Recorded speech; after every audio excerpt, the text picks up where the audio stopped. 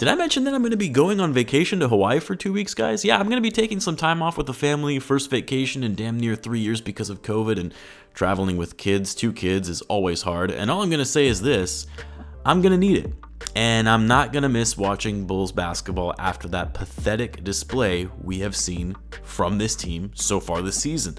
I was planning on still doing some content here and there while on vacation, but honestly, at this point, it's kind of like, why? Granted, I'm still a diehard fan. You guys know this, so obviously I'm going to continue watching the games when I can, even when on vacation. I'll probably still have some videos out while I'm gone, but good God, man, this team is so incredibly frustrating.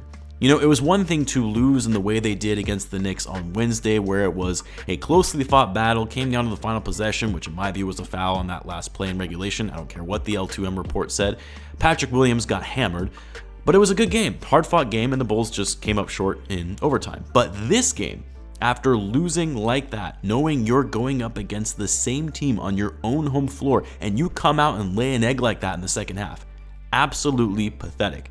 And yes, you're going to get a pretty big rant right now from me because this has been boiling over for Bulls fans, and I can speak on behalf of all of Bulls fans right now. F this team.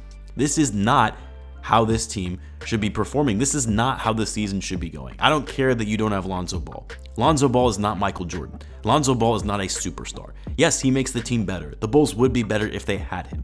But Lonzo is not the reason why this team is sitting 11-17. 11-17 and 11th in the Eastern Conference. Like, how are the Magic now just 2 games behind the Bulls? Did you know they were actually on a 5-game winning streak right now?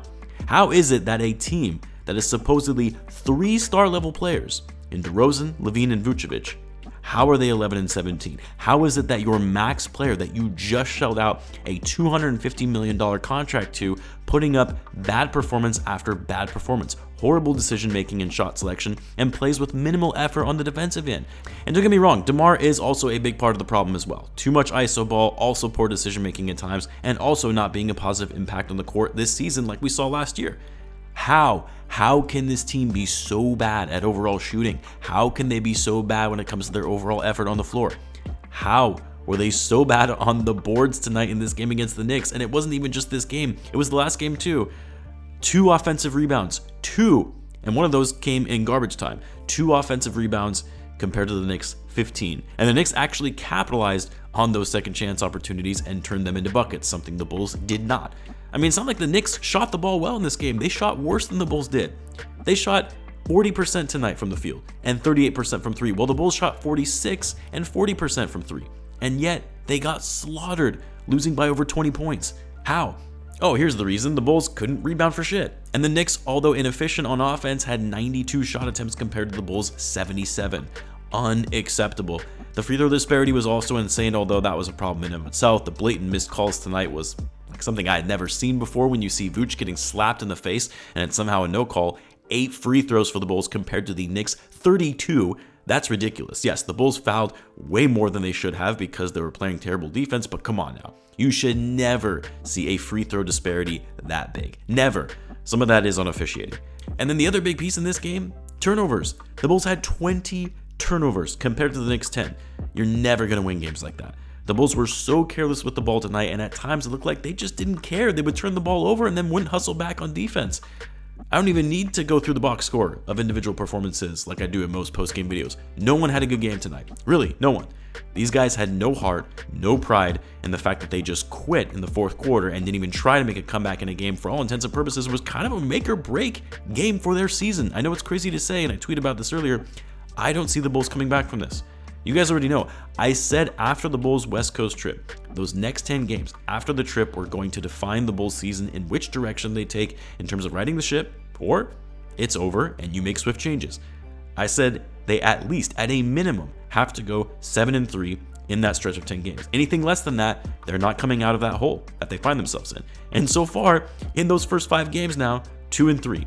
And based on what we're currently seeing, the Bulls are not winning the next 5 games straight to make it 7-3 in those 10 games. It's just not happening.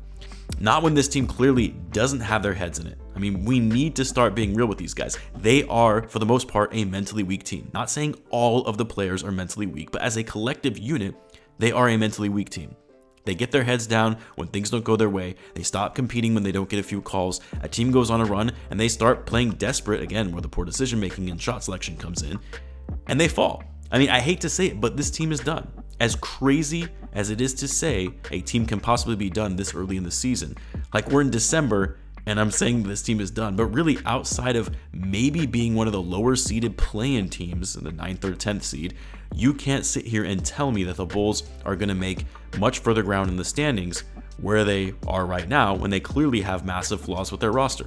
Like, it's one thing to just say, well, they don't have any heart, they don't play with effort, because yes, things like that can suddenly change. We've seen in the past teams go through a ton of adversity, guys aren't mentally in it, and suddenly something turns on and their season turns around. You saw that with the Celtics last season. But it's more than just the lack of effort. Like, even if the Bulls suddenly became the super motivated team and they play their butts off in every game like it was their last, there still are gaping holes in this roster. Shooting. They need more outside shooting. They don't have enough size.